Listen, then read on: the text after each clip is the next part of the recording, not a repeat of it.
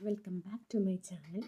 അപ്പം ഞാൻ നോർമലി എൻ്റെ വീഡിയോയിൽ റീൽസും മറ്റേ റിവ്യൂവും പിന്നെ എന്നാ നമ്മളെവിടെയെങ്കിലുമൊക്കെ പോകുന്നതൊക്കെയാണ് ഞാൻ ഇടാറ്.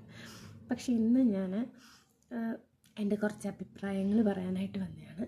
വേറെ ആരുമല്ല, ഇപ്പം നമ്മുടെ ഏറി നിൽക്കുന്ന പാവപ്പെട്ട രേണു സുധീനെ കുറിച്ച് പറയാനാണ്. രേണു സുധിയെക്കുറിച്ച് പറയുന്നതിനോടൊപ്പം രേണുവിനെ ട്രോളുന്ന ഒരു കുറേ പേജ് ഉണ്ടാവുമായിരിക്കും. പക്ഷേ ഞാൻ ഇൻസ്റ്റഗ്രാമിൽ ഇപ്പം സ്ഥിരമായിട്ട് ആ ട്രോള് കാണുന്ന ഒരു പേജിനെ കുറിച്ചാണ് പറയാൻ പറഞ്ഞത്. എനിക്ക് കണ്ടിട്ട് ഭയങ്കര സങ്കടം തോന്നി.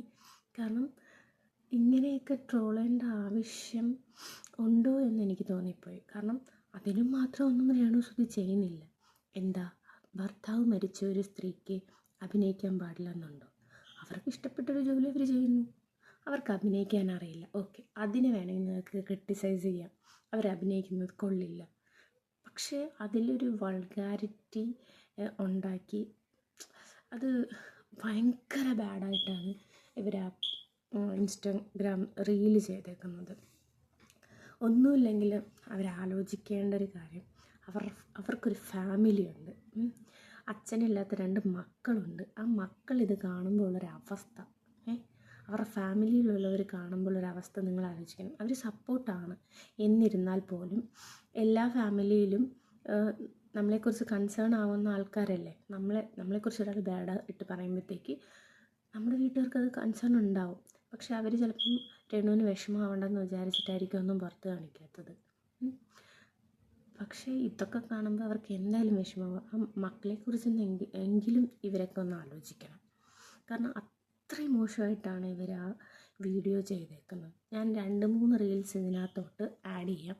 അത് കണ്ടിട്ട് നിങ്ങളുടെ അഭിപ്രായം പറയണം. പക്ഷെ ഞാൻ അതിനകത്ത് കണ്ടപ്പോൾ എനിക്ക് ഏറ്റവും വിഷമം തോന്നിയ ഒരു കാര്യം എന്ന് വെച്ചാൽ, ആ വീഡിയോയുടെയൊക്കെ കമൻറ്റ് ബോക്സിൽ ഒരാൾ പോലും ഇത് ശരിയായില്ല, ചെയ്തത് ശരിയല്ല, അല്ലെങ്കിൽ ഇങ്ങനെ ചെയ്തത് വളരെ മോശമായിപ്പോയി എന്ന് പറഞ്ഞിട്ട് ഒരാൾ പോലും അതിനകത്ത് കമൻറ്റ് ചെയ്തിട്ടില്ല. എല്ലാവരും സൂപ്പറാണല്ലോ, ഒറിജിനൽ ഏതാ ഡ്യൂപ്ലിക്കേറ്റ് ഏതാന്ന് സംശയം തോന്നും, എന്നെ സൂപ്പറായിട്ടാണ് ചെയ്യുന്നത്, ആനച്ചേന, അങ്ങനെ കുറേ കമൻറ്റ്സ് കണ്ടപ്പോൾ എനിക്ക് വളരെ വിഷമം തോന്നി. അതുകൊണ്ടാണ് ഞാൻ ഇങ്ങനൊരു വീഡിയോ ആയിട്ട് വന്നത്. നിങ്ങളുടെ അഭിപ്രായം നിങ്ങളും പറയണം ഈ വീഡിയോ കണ്ടിട്ട്. പിന്നെ അതിൻ്റെ കൂടെ ഞാൻ കുറച്ച് കാര്യങ്ങളും കൂടെ ആഡപ്പ് ചെയ്യാം. ഇതിനേക്കാളും കൂടുതൽ വൾഗറായിട്ട് അഭിനയിക്കുന്ന സ്ത്രീകൾ നമ്മുടെ ഇൻസ്റ്റഗ്രാമിൽ യൂട്യൂബിലില്ലേ? എന്നിട്ടെന്താ ഇവരിങ്ങനെ എടുത്തിട്ട് ട്രോളാത്ത? അവർക്ക് ചോദിക്കാനും പറയാനും ആരുമില്ല എന്നൊരു ധൈര്യം കൊണ്ടാണോ നിങ്ങളൊക്കെ ഇങ്ങനെയൊക്കെ കാണിക്കുന്നത്? വളരെ വളരെ മോശമായിട്ടാണ് ആ സ്ത്രീയെ നിങ്ങൾ ചിത്രീകരിച്ചുകൊണ്ടിരിക്കുന്നത്. അവർക്കറിയുന്നൊരു ജോലി അവർ ചെയ്യുന്നു. അവർക്കൊരു ജോലി കൊടുത്തിട്ട് അത് അവർക്ക് ചെയ്യാൻ പറ്റില്ല. നമുക്കൊരു കോൺഫിഡൻസ് ഇല്ലാത്ത ജോലി നമ്മളെങ്ങനെ ചെയ്യും? എൻ്റെ ഒരു അഭിപ്രായത്തിൽ നമ്മളൊരു ജോലി ചെയ്യുമ്പോൾ അത് ഇഷ്ടപ്പെട്ട് ചെയ്യണം, കഷ്ടപ്പെട്ട് ചെയ്യരുത്. അവർക്ക് അഭിനയിക്കുന്നത് ഇഷ്ടമുള്ളൊരു ജോലിയാണ്, അതുകൊണ്ട് അവർ ഇഷ്ടപ്പെട്ട് ചെയ്യുന്നു. അവർക്കൊരു അക്കൗണ്ടിങ് ജോലി കൊടുത്തപ്പോൾ അവർക്കത് ഇഷ്ടമല്ലെന്നല്ല, അവർക്ക് അറിയില്ലെന്ന് അവർ പറയണം. അറിയില്ലാത്ത ഒരാൾ, അക്കൗണ്ടൻസി പഠിച്ച ആൾക്കാർക്ക് പോലും അക്കൗണ്ടൻസി ജോബ് ചെയ്യാനായിട്ട് പാടാണ്. അപ്പം പിന്നെ ഒന്നും അറിയില്ല എന്ന് പറയുന്ന അവർ നമ്മൾ പിടിച്ചിരുത്തി എന്തെങ്കിലും പ്രശ്നം വന്നു പോയാൽ നമ്മൾ ചെയ്യുമോ? അത് ശരിയാക്കാൻ നമ്മൾ പോകും? അവർ തന്നെ അതിൻ്റെ കോൺസിക്വൻസസ് അനുഭവിക്കണ്ടേ? അതുപോലെ കുറേ ഇൻ്റർവ്യൂസ്, ആ കൊച്ചിനെയൊക്കെ ഇരുത്തി എന്നാ വൃത്തികേടാണ് ചോദിക്കുന്നത്. ഒന്നുമില്ലെങ്കിൽ അതിൻ്റെ അമ്മയാണെന്നൊരു കൺസിഡറേഷൻ എങ്കിലും ഏറ്റങ്ങൾ അവർക്ക് കൊടുക്കണ്ടേ? വളരെ വളരെ മോശമായ രീതിയിലാണ് ഈ മീഡിയ ഇവരെ ട്രീറ്റ് ചെയ്തുകൊണ്ടിരിക്കുന്നത്. ഇത്രയൊന്നും ഹേറ്റ് അവർ അർഹിക്കുന്നുണ്ടെന്ന് എനിക്ക് തോന്നുന്നില്ല. ഹസ്ബൻഡ് മരിച്ചു എന്ന പേരിൽ ഇത്രയധികം ഹേറ്റ് അവർ അർഹിക്കുന്നില്ല. അതുപോലെ തന്നെ 2 യൂട്യൂബേഴ്സ് ഇങ്ങനെ ഭാര്യയും ഭർത്താവും കൂടെ ഇരുന്ന് അവരെക്കുറിച്ച് സംസാരിക്കുന്നത് ഞാൻ കേട്ടു. ഒരു പെണ്ണിന് ശത്രു ഒരു പെണ്ണ് തന്നെയാണെന്ന് ആ സംസാരത്തിൽ എനിക്ക് മനസ്സിലായി. ആ സ്ത്രീനെക്കുറിച്ച് അവർ മറ്റേ പെർഫ്യൂമിൻ്റെ കാര്യം രേണു പറഞ്ഞിട്ടുണ്ടായിരുന്നല്ലോ, അത് നമുക്ക് മാത്രമേ ഇഷ്ടപ്പെടുകയുള്ളൂ, വേറെ ആർക്ക്? അത് സത്യമാണ്. ഇപ്പം എൻ്റെ അച്ഛൻ്റെ അല്ലെങ്കിൽ എൻ്റെ ഹസ്ബൻഡിൻ്റെ വേർപ്പ് മണം എല്ലാവർക്കും ഇഷ്ടാവോ? ഇല്ല. അത് നമുക്ക് മാത്രമേ ഇഷ്ടപ്പെടുകയുള്ളൂ. അല്ലെങ്കിൽ എൻ്റെ വേർപ്പ് മണം വേറെ ആർക്കെങ്കിലും ഇഷ്ടപ്പെടുമോ? ചിലപ്പോൾ നമ്മളോട് ചേർന്ന് നിൽക്കുന്ന ആൾക്കാർക്ക് മാത്രമേ അത് ഇഷ്ടപ്പെടുള്ളൂ. അത് മാത്രമേ രേണു അതിൽ ഉദ്ദേശിച്ചിട്ടുള്ളൂ. അതിന് അതായത് പുള്ളി വേർത്തിട്ടൊക്കെ വരുന്ന ആ സ്മെല്ല് ഒരു ഓർമ്മപ്പെടുത്തലായിട്ട് അതെടുത്ത് വെച്ചേക്കാമല്ലോ, അത് ദേഹത്തടിക്കാനുള്ളതല്ല എന്ന രീതിയിലാണ് അവർ പറഞ്ഞിരിക്കുന്നത്. പക്ഷേ ആ സ്ത്രീ യൂട്യൂബർ ഭർത്താവിനോട് പറയണ അത് അവർ പറയുന്നുണ്ട് അത് നാറ്റമാണെന്ന്. അവരെന്നെ പറയുന്നതെന്ന് പോലും കറക്റ്റ് അവർ മനസ്സിലാക്കാണ്ടാണ് സംസാരിക്കുന്നത്. പക്ഷെ അവരുടെ ഹസ്ബൻഡ് വളരെ ക്ലിയറായിട്ട് നല്ല രീതിയിൽ സംസാരിക്കുന്നുണ്ട്.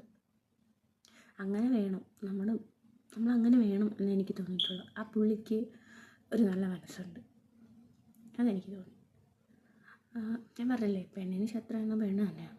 അതുകൊണ്ട് തന്നെ ആയിരിക്കും വേറൊരു തലത്തിൽ ആ യൂട്യൂബർ സംസാരിച്ചത്. സോ ഉപദ്രവിക്കാതിരിക്കുക അവരെങ്ങനെയെങ്കിലും ജീവിച്ചു പോട്ടെ. പിന്നെ എനിക്ക് തോന്നിയൊരു കാര്യം ഞാൻ പറയാം.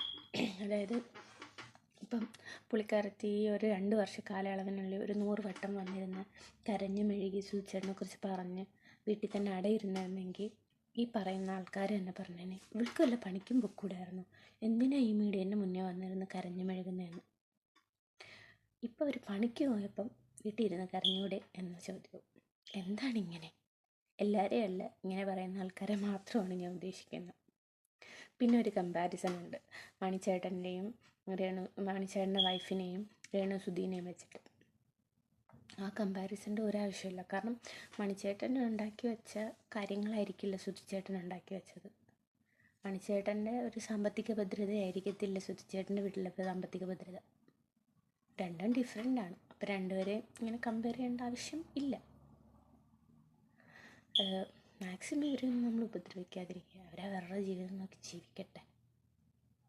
അവർക്കും നമ്മളെയൊക്കെ പോലെ തന്നെ ഈ ലോകത്ത് ജീവിക്കാനുള്ള ഒരു അവകാശമില്ലേ? ആ അവകാശം എന്തിനാണ് നിങ്ങൾ നിഷേധിക്കുന്നത്? അവർക്ക് ഇഷ്ടമുള്ള ജോലി അവർ ചെയ്യട്ടെ. അവർ പറയുന്ന പോലെ നമ്മൾ ആരും അവർ കഷ്ടത്തിലാണെങ്കിൽ പോയി കാശ് കൊടുക്കുകയോ അവരെ സഹായിക്കുകയോ ഒന്നും ചെയ്യില്ല. പിന്നെ എന്തിനാണ് അവർ ചെയ്യുന്നതിന് നമ്മൾ വെറുതെ കുറ്റം പറഞ്ഞ് അവരെ വിഷമിപ്പിച്ച് എന്ത് കിട്ടും? ഒരു മനസ്സുഖം, അതല്ലാതെ ഒന്നും കിട്ടാനില്ല. സോ ആ പാവപ്പെട്ട സ്ത്രീ വെറുതെ വിടുക ഗൈസ്. പിന്നെ ഞാൻ കണ്ട കുറേ കമൻസൊക്കെ എന്ന് വെച്ചാൽ അവരുടെ ഫേസിനെ കുറിച്ച് പറയുന്നതാണ്. അവരെ കാണാൻ കൊള്ളില്ല, അവരുടെ ഫേസ് അണ്ണാനപ്പുലിരിക്കുന്നു, എലിപ്പുലിരിക്കുന്നു, ചേനച്ചക്ക എന്നൊക്കെ പറഞ്ഞ് കുറേ കമൻറ്റ് കണ്ടു. എല്ലാവരും സുന്ദരിയും സുന്ദരന്മാരുമായിട്ടിരിക്കുക. പിന്നൊരു കാര്യം, എല്ലാവർക്കും അവരുടേതായ ഓരോ സൗന്ദര്യമുണ്ട്. ദൈവം നമ്മളെ സൃഷ്ടിച്ച് വിട്ടതുപോലെയല്ലേ നമുക്ക് ഈ ലോകത്ത് ജീവിക്കാൻ പറ്റുള്ളൂ. അല്ലെങ്കിൽ പിന്നെ നമ്മൾ പ്ലാസ്റ്റിക് സർജറിയൊക്കെ ചെയ്ത് നമ്മുടെ ഇഷ്ടത്തിന് നമ്മൾ രൂപം മാറ്റണം. മറ്റേ രജനികാന്തിൻ്റെ ഒരു പാട്ടുണ്ടല്ലോ, നമുക്ക് അച്ഛനെയും അമ്മേനെയും നമ്മുടെ കളറും ഒന്നും തിരഞ്ഞെടുക്കാൻ പറ്റില്ല ജനിച്ചു വരുമ്പോൾ എന്ന രീതിയിലൊരു സോങ് ഉണ്ടല്ലോ. ആ സോങ്ങാണ് എനിക്ക് എനിക്ക് പാടാൻ അറിയില്ല, അതുകൊണ്ട് എനിക്ക് തോന്നിയത് ആ പാട്ടാണ്. നമ്മളെ ദൈവം സൃഷ്ടിച്ച് വിട്ട പോലെയല്ലേ നമുക്ക് ജീവിക്കാൻ പറ്റുള്ളൂ. അതിനും കുറേ ആൾക്കാർ അവരുടെ ഫേസിനെ കുറിച്ച് ആ വീഡിയോയിലും അങ്ങനെ തന്നെ അവരുടെ ഫേസിനെയൊക്കെ എന്നെ ആക്കി വെച്ചേക്കുവാണെന്ന് അവർക്ക് മാത്രമേ അറിയുള്ളൂ.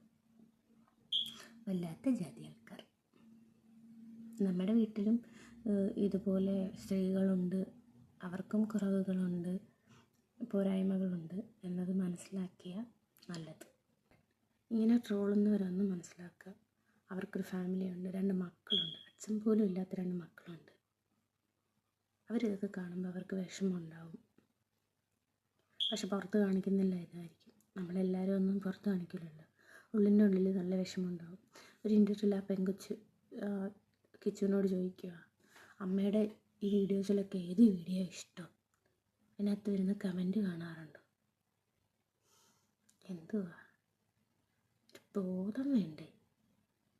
നമ്മുടെ വീട്ടുകാരാണെങ്കിൽ നമ്മളിങ്ങനെ സംസാരിക്കുക. നമ്മുടെ വീട്ടിലുള്ള ഒരാളാണ് ഇങ്ങനെ ഒരു അവസ്ഥയിലൂടെ പോകണമെങ്കിൽ നമ്മളിങ്ങനെ കൊട്ടി ആഘോഷിക്കുക, ഇങ്ങനത്തെ വീഡിയോസ് ഉണ്ടാക്കുക? ഇല്ല. സോ അവരെ നമ്മുടെ വീട്ടിലെ ഒരു അംഗമായിട്ട് കാണുക. കണ്ടു കഴിഞ്ഞാൽ തീരാവുന്ന പ്രശ്നങ്ങളേ ഉള്ളൂ. ഇത്രയൊക്കെ നെഗറ്റീവ് ഉണ്ടായിട്ടും അവർ നല്ല ബോൾഡായിട്ട് പോകുന്നില്ലേ, അതിനെ അവർ അപ്രീഷിയേറ്റ് ചെയ്യാൻ നോക്കുക. അല്ലാതെ ഇങ്ങനെ അവർക്ക് ആവശ്യമുള്ളതും ഇല്ലാത്തതുമായിട്ടുള്ള കുറേ നെഗറ്റീവ്സും എടുത്ത് വീണ്ടും അവരെ അടിച്ച് താഴ്ത്തല്ലേ. അവരെ ക്രിട്ടിസൈസ് ചെയ്യാം, നല്ല രീതിയിലുള്ള ക്രിട്ടിസൈസ് നല്ലതാണ്, ഒരു പ്രശ്നമില്ല. ഞാനും ചില കാര്യങ്ങൾ കാണുമ്പോഴത്തേക്ക് അയ്യോ ഇവരിങ്ങനെ ചെയ്യണ്ടായിരുന്നു എന്നെനിക്ക് തോന്നിയിട്ടുണ്ട്. പക്ഷേ ക്രിട്ടിസൈസിങ് വേറെ, ഈ വൾഗാരിറ്റി പ്രൊമോട്ട് ചെയ്യുന്നത് വേറെ. ഈ വീഡിയോയിലെല്ലാവരും വൾഗാരിറ്റിയാണ് പ്രൊമോട്ട് ചെയ്തേക്കുന്നത്. അതുമല്ല ഇവർക്കൊക്കെ ഇവരെ പേഴ്സണലായിട്ട് അറിയാമോ? അറിയില്ല. പേഴ്സണലായിട്ട് അറിയാത്ത ഒരാളെക്കുറിച്ച് എങ്ങനെ ഇങ്ങനെയൊക്കെ പറയാൻ തോന്നുന്നത് എനിക്ക് മനസ്സിലാവുന്നില്ല. എന്തായാലും നിങ്ങൾ ഈ വീഡിയോ കണ്ടിട്ട് നിങ്ങളുടെ അഭിപ്രായം എന്താണെന്ന് എന്നോട് പറയണം. നിങ്ങളുടെ കമൻസ് എല്ലാം കാണാൻ ഞാൻ ആഗ്രഹിക്കുന്നു.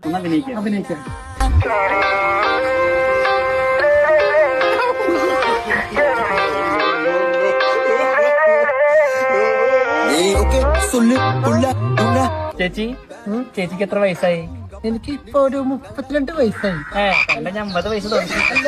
పొట్టి పొట్టి కౌని వేస్తే పట్టి పట్టి చూస్తారు. ఒక కాదు కౌను కాదు కట్టుదే వంకర బుద్ధి. എങ്ങനെ കോസ്റ്റ്യൂം എങ്ങനെയുണ്ട്? ഞാൻ പാട്ട് പാട്ടെ. നമ്മുടെ പുതിയ ആൽബത്തിൽ എക്സ്പീരിയൻസ് എങ്ങനെയുണ്ട്? പൊളിച്ചടക്കം. പിന്നെ എന്റെ മറ്റേ ആൽബത്തിൽ ഇങ്ങനെ വയറിനെ സൈഡിൽ പിടിക്കുന്നത് ദാസാട്ട മനഃപൂർവ്വം പിടിക്കണല്ല, എനിക്ക് ഫീൽ ചെയ്തിട്ടും കൂടിയില്ല. ക്യാമറ ട്രിക്കാണ്. അപ്പൊ ദാസാട്ട അതിനെ കുറിച്ച് പറഞ്ഞിടത്തെ പൊളിച്ചടക്കാം. അപ്പൊ ദാസ ഞങ്ങൾ അടുത്ത പുതിയ വയറിലിനെ ബിക്കിനി ഷൂട്ട് വരുന്നുണ്ട്, എല്ലാവരും കയറി സപ്പോർട്ട് ചെയ്യണം. എന്റെ സുന്ദരി കുത്ത് കണ്ട ദാസാട്ടം പറഞ്ഞിട്ട് വലുതാക്കിയതാ. അപ്പൊ പൊളിക്ക. ഓക്കെ, അപ്പം അടുത്ത വീഡിയോയിൽ കാണുന്നവരെ ബൈ ബൈ.